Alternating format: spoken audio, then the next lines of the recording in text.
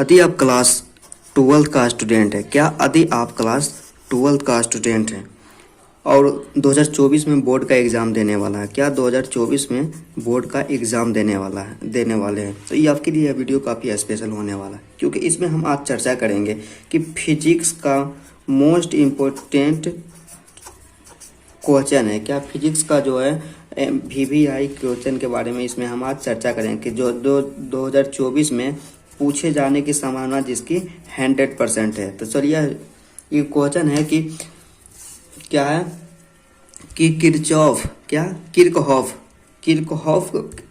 को कहीं कहीं किरचॉफ भी लिखा हुआ रहता है, ऐसे किरचॉफ ही यूज होता है कि किरचॉफ के नियम को लिखें, क्या किरचॉफ के नियम को लिखें और इस नियम का उपयोग कर किरचॉफ के नियम का उपयोग कर व्हीटस्टोन ब्रिज, क्या व्हीटस्टोन ब्रिज जिसे व्हीटस्टोन सेतु भी कहा जाता है, के संतुलन की आवश्यक शर्त को लिखे। ये 5 अंक का प्रश्न पूछा जाता है, क्या 5 अंक का प्रश्न हमारे एग्जाम में पूछा जाता है। तो चलिए जानते हैं कि किरचॉफ का नियम क्या है और किरचॉफ के नियम के सहायता से व्हीटस्टोन ब्रिज के लिए संतुलन की आवश्यक जो शर्त होता है उसको कैसे फाइंड करते हैं।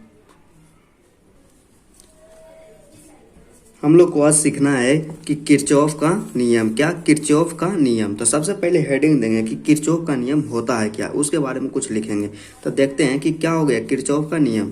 तब विद्युत परिपथ में, क्या विद्युत परिपथ में धारा एवं विभवांतर के, क्या विद्युत परिपथ में धारा एवं विभवांतर के वितरण को ज्ञात करने के लिए किरचॉफ ने 2 नियम दिए। क्या विद्युत परिपथ में धारा एवं विभवांतर को ज्ञात करने के लिए किरचॉफ ने 2 नियम दिए जो इस प्रकार है।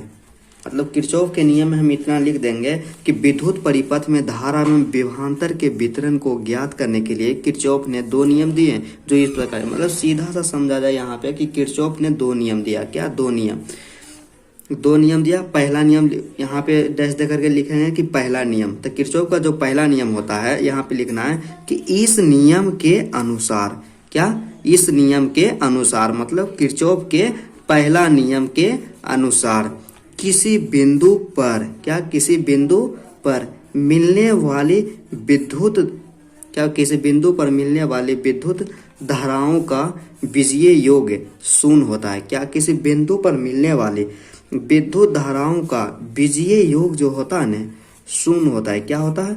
शून्य होता है,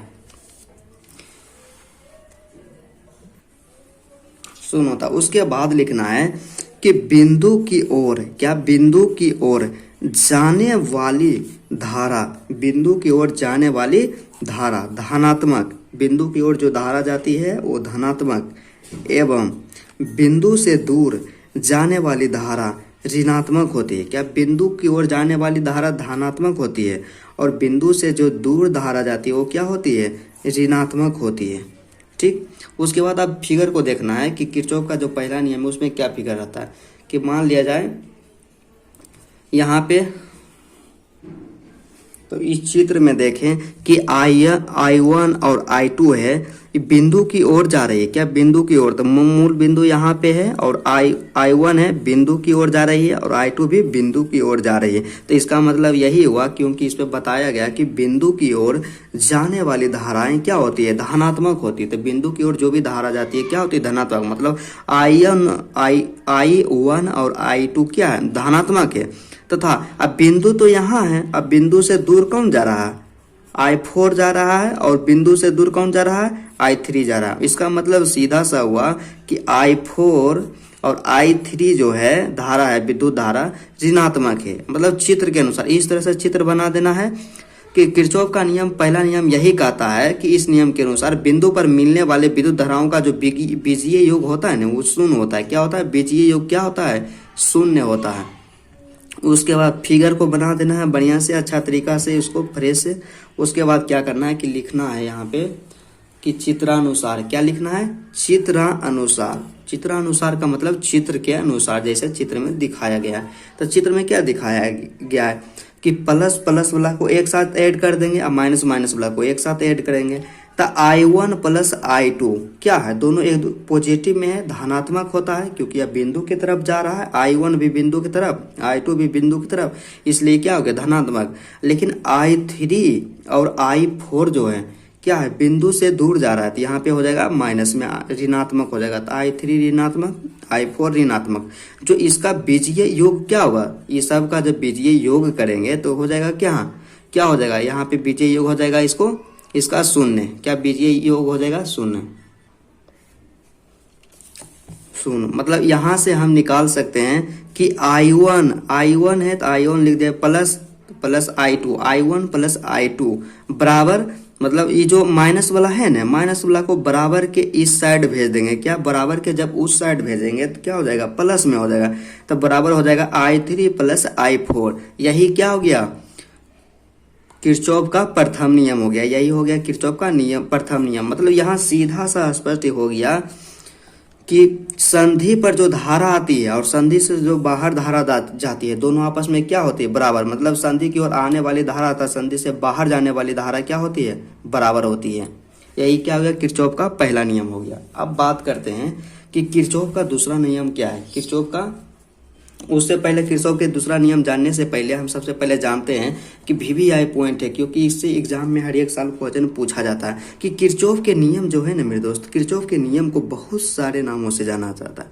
तो किरचॉफ के प्रथम नियम तो हो ही गया। तो किरचॉफ के जो प्रथम नियम होता है उसे संधि का नियम भी कहते हैं। क्या, संधि का नियम भी कहते हैं। पूछ देगा कि संधि का नियम क्या है, तो कंफ्यूज नहीं होना है। तो यह संधि का नियम किसे कहते हैं, ऑब्जेक्टिव में दे देगा तो हो जाएगा किरचॉफ का प्रथम नियम को। उसके बाद किरचॉफ के प्रथम नियम को धारा का नियम भी कहा जाता है। किरचॉफ के प्रथम नियम को धारा भी का नियम भी कहा जाता है। उसके बाद तीसरा है कि आवेश संरक्षण पर आधारित नियम। क्या, आवेश संरक्षण पर आधारित नियम। अब यहाँ पे क्वेश्चन डायरेक्ट पूछ दिया था पिछला साल कि किरचॉफ का कौन नियम आवेश संरक्षण पर आधारित है। ऑप्शन दे दिया पहला नियम, ऑप्शन दे दिया दूसरा नियम, ऑप्शन 3 में दे दिया पहला और दूसरा दोनों, इस तरह से। मतलब किरचॉफ का जो प्रथम नियम है आवेश संरक्षण पर आधारित है। क्या, आवेश संरक्षण सिद्धांत पर आधारित है। मतलब सीधा सा यही होगा कि किरचॉफ के नियम जो है प्रथम नियम है उसे संधि नियम का नाम से भी जाना जाता है, धारा का नियम भी कहा जाता है, या आवेश संरक्षण पर आधारित नियम भी कहा जाता है। हम देखते हैं कि किरचॉफ का जो दूसरा नियम है, दूसरा नियम क्या है। किरचॉफ का जो दूसरा नियम है, दूसरा नियम क्या है। तो इसमें दूसरा नियम है किरचॉफ का, इसमें लिखना है, इस तरह से लिखना है कि इस नियम के अनुसार। क्या, इस नियम के अनुसार, मतलब किरचॉफ के दूसरा नियम के अनुसार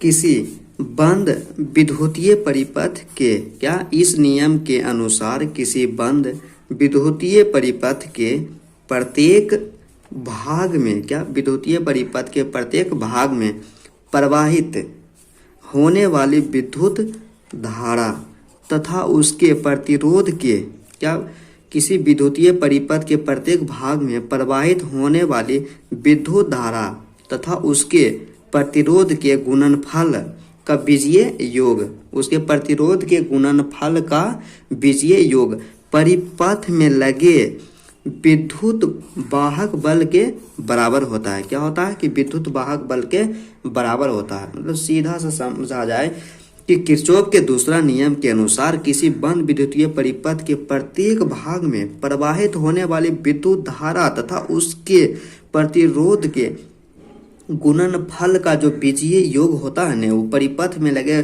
कुल विद्युत वाहक बल के बराबर होता है। इतना लिख देना है किरचॉफ के दूसरे नियम में। अब क्या करना है, अगला स्टेप, नेक्स्ट स्टेप कि फिगर बनाना है।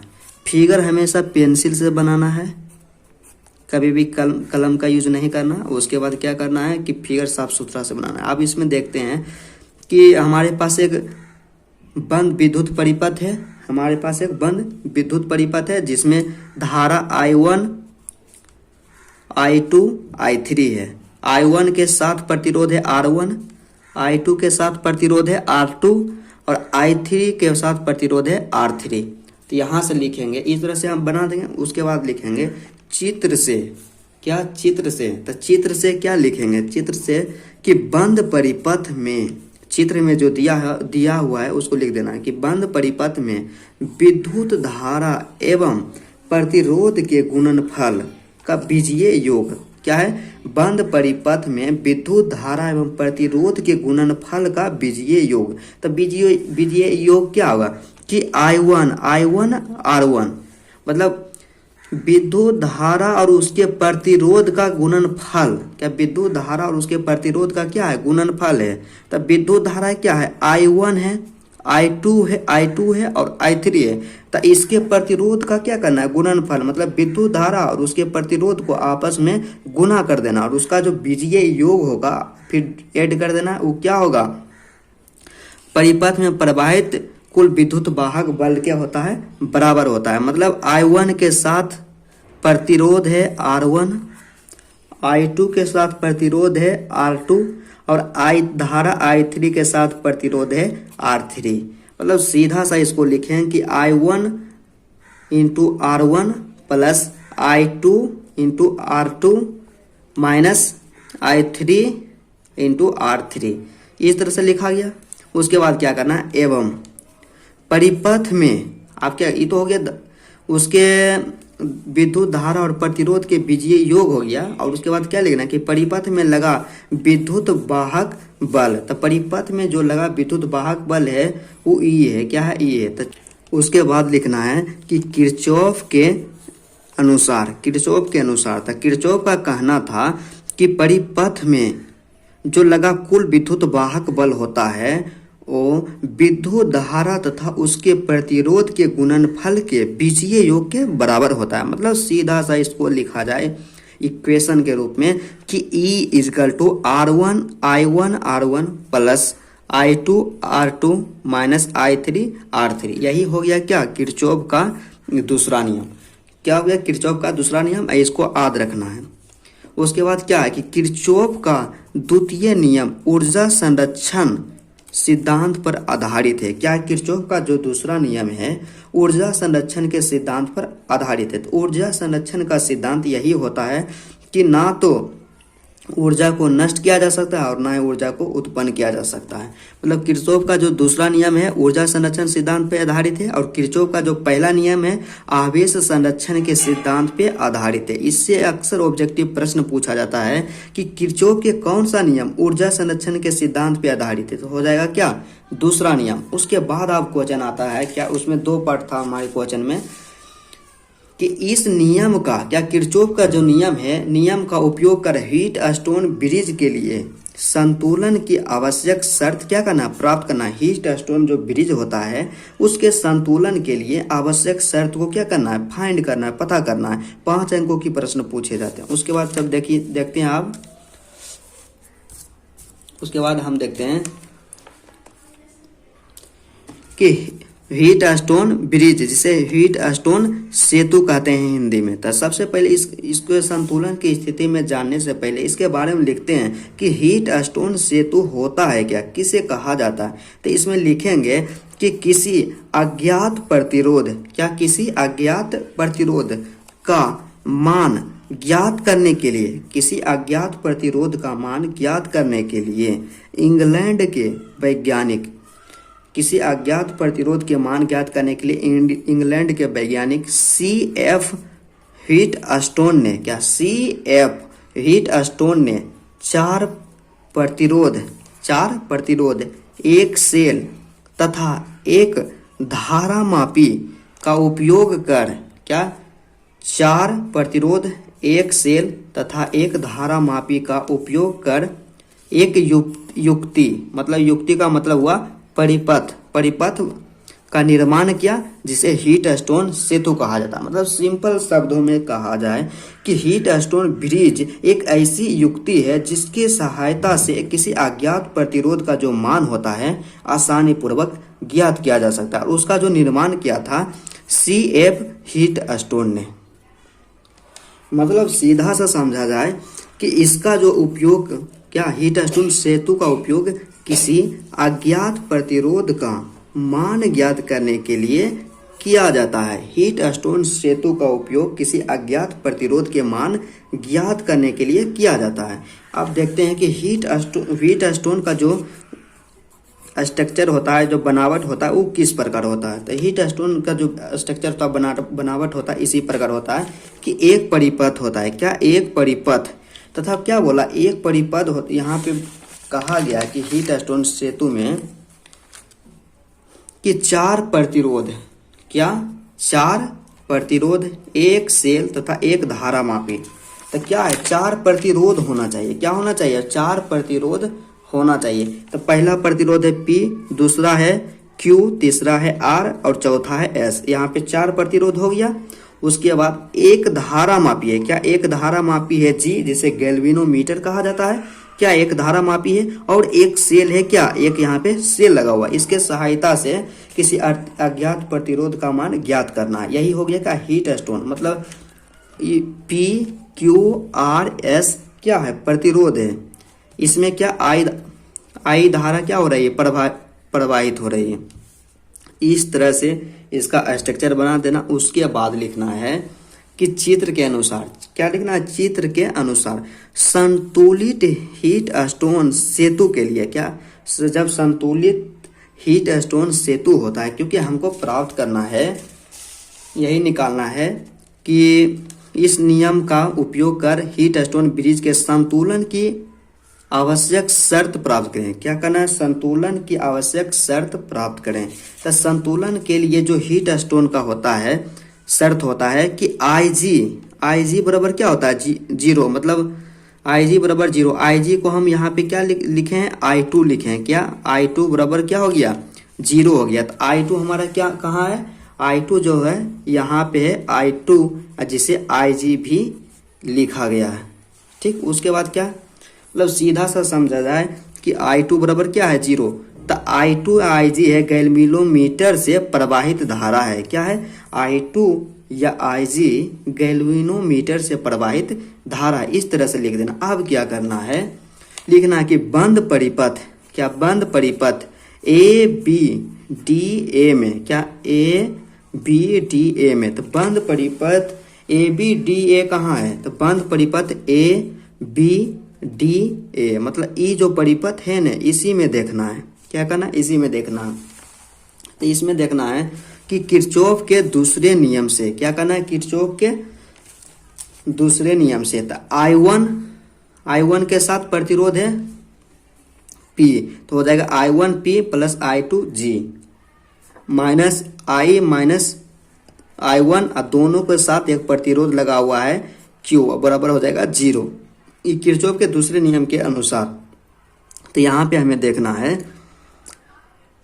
कि I1P प्लस है तो प्लस, I2 है तो I2G है तो G, माइनस है तो माइनस दे दिए। तो यहाँ प्लस था तो प्लस माइनस हो गया, क्या माइनस हो गया। तो I के साथ Q का मल्टीप्लाई करेंगे तो हो गया IQ, फिर माइनस माइनस प्लस, फिर I1 के साथ Q के मल्टीप्लाई करेंगे तो I1Q बराबर 0 है तो 0 लिख देंगे। ठीक। अब क्या करेंगे कि I1P, तो I1 और कहाँ है? तो I1Q है। तो ये दोनों को एक साथ लिख सकते हैं प्लस में एक कॉमन लेकर के। तो यहाँ पे लिख देंगे कि I1, इसमें बच गया P तो लिख दिए P, अब सब प्लस में तो यहाँ पे प्लस लिख दिए। इसमें बच गया I1 को हटाए, बच गया Q, तो यहाँ पे लिख दिए Q लिख दिए। इस तरह से हो गया। फिर प्लस I2G, I2G तो यहाँ बचल था I2G। अब यहाँ पे IQ जो है माइनस में, तो बराबर के उस साइड ले जाएंगे तो हो जाएगा प्लस में IQ। यहाँ तक कोई दिक्कत नहीं। उसके बाद अब क्या करना है कि हम लोग जानते हैं कि I2 का मान क्या होता है? 0 होता है। कि I2 का मान 0 है। चित्र के अनुसार I2 क्या है? IG, जिसे गैल्वेनोमीटर से प्रवाहित धारा है, उसका मान क्या है? 0, क्योंकि यहाँ पे हम लिख दिए हैं कि I2 का मान क्या है? 0 है। यही हुआ कि I2 का मान जब 0 है तो यहाँ पे I2G है, तो इसका मतलब क्या हुआ? I2 हो गया 0, तो 0 गुना में क्या है? G, तो 0 को जब किसी के साथ गुना करते हैं तो उसको क्या बना देता है? सबको 0 ही आता है। तो इसका मतलब सीधा सा इक्वेशन हमारे पास आ गया, सीधा सा सिंपल सा इक्वेशन आ गया कि I1P plus Q equal to IQ। इसको मान लेंगे इक्वेशन फर्स्ट, मतलब समीकरण पहला। उसके बाद फिर क्या करेंगे, इसी प्रकार मतलब इसी प्रकार बंद परिपथ बी सी डी बी में, क्या बंद परिपथ बी सी डी बी में, तो बी सी डी बी कहाँ है, तो B C D B E जो परिपथ है ना इसी में अब देखना है, क्या करना है, इसी में देखना है। तो चलिए इसमें देखते हैं। फिर यहाँ पे लिखेंगे कि किरचॉफ के द्वितीय नियम से, क्या किरचॉफ के द्वितीय नियम से, तो किरचॉफ का द्वितीय नियम क्या है कि I1 माइनस I2 दोनों के साथ एक प्रतिरोध लगा हुआ है R, तो यहाँ पे R देंगे, फिर माइनस है तो माइनस दे देंगे, फिर I minus I1 plus I2, ये तीनों के साथ प्रतिरोध क्या है, S है, क्या प्रतिरोध S है। उसके बाद क्या हो जाएगा माइनस I2G बराबर क्या हो जाएगा 0। अब क्या करना है कि ई जो ब्रैकेट में है ना सबके साथ R का मल्टीप्लाई कर देना है। इसका मतलब क्या हुआ, तो I1 R हो जाएगा, माइनस है तो माइनस I2 R, ठीक, माइनस है माइनस दे दिए, फिर एस को मल्टीप्लाई करेंगे ये तीनों वाला से, तो हो जाएगा IS plus minus minus minus plus हो गया I1S, फिर ठीक माइनस प्लस माइनस हो गया I2S, ठीक। उसके बाद यहाँ पे क्या था I2G, तो हो जाएगा I2G बराबर है 0, तो बराबर हो गया 0। अब क्या करेंगे, अब देखेंगे कि क्या करेंगे, यहाँ पे I1 लेंगे कॉमन। तो सबसे पहले देखिए कि I1 कहाँ है, एक I1 यहाँ मिला और एक I1 यहाँ मिला, मतलब I1 R है I1 S है, तो I1 कॉमन लिया, इसमें R बचा इसमें S बचा, तो हो गया I1 into R plus S। अब माइनस है तो माइनस दे दिए। अब I2 लेना है कॉमन, क्या करना I2 लेना है कॉमन, तो I2 ढूंढना है कि I2 कहाँ पे है, यहाँ पे I2R I2S, तो I2 कॉमन लिए, यहाँ से बच गया R, यहाँ पे बच गया S, और यहाँ पे बच गया क्या, यहाँ पे भी I2 है तो यहाँ पे बच गया G, मतलब R plus S plus G। अब बराबर में हो गया, यहाँ पे माइनस में है क्या, माइनस में है IS, तो हो जाएगा प्लस में बराबर के साथ बराबर के उस साइड जाएगा, तो हो जाएगा IS। उसके बाद एक चीज हम और जानते हैं कि I2 का मान क्या होता है 0 है, क्या I2 का जो मान है 0 है, ये हम जानते हैं, तो यहाँ पे हो जाएगा, इसलिए हम लिख सकते हैं कि I1 R प्लस S लिख देंगे, R प्लस S। अब यहाँ पे क्या होगा कि I2 जो है ना वो क्या है 0 है, तो यहाँ पे I2 हो गया 0, और 0 के साथ इस सब को मल्टीप्लाई करेंगे, मतलब R plus S plus G को जब मल्टीप्लाई करेंगे तो क्या आ जाएगा 0 ही आएगा, क्योंकि हम लोग जानते हैं जब 0 के साथ किसी को मल्टीप्लाई करते हैं तो 0 आता है, ठीक। उसके बाद मतलब हमारा इक्वेशन क्या हो जाएगा कि I1 R प्लस S, तो हो जाएगा R प्लस S, ई जो भाग है सब तो क्या हो गया 0 हो गया, बराबर में क्या बचा IS, हो जाएगा IS। इसको मान लिया समीकरण सेकेंड, ठीक।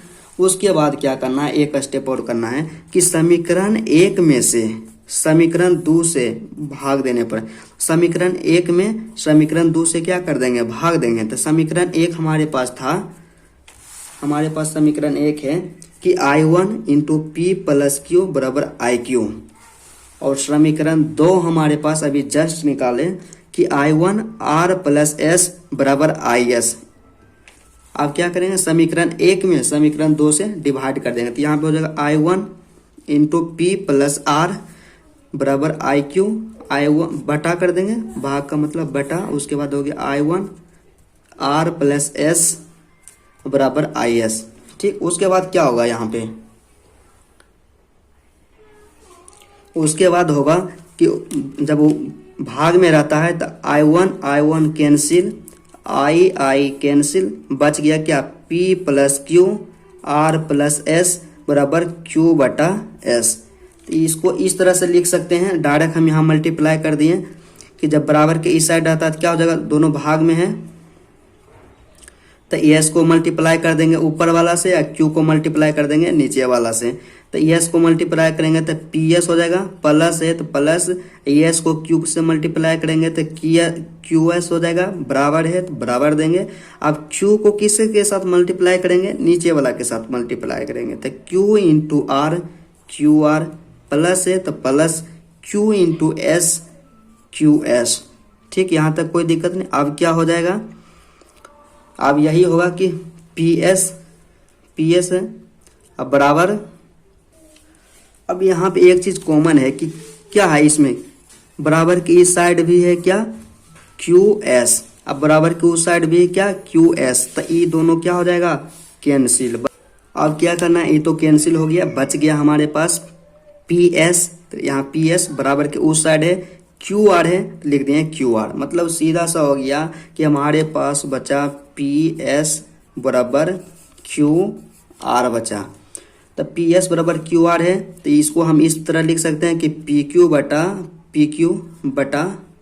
पी बटा क्यू अब बराबर आर बटा एस। और यही है हीट स्टोन सेतु के लिए संतुलन का जो आवश्यक शर्त है, यही है। यहाँ पे क्या लिख देना आवश्यक शर्त।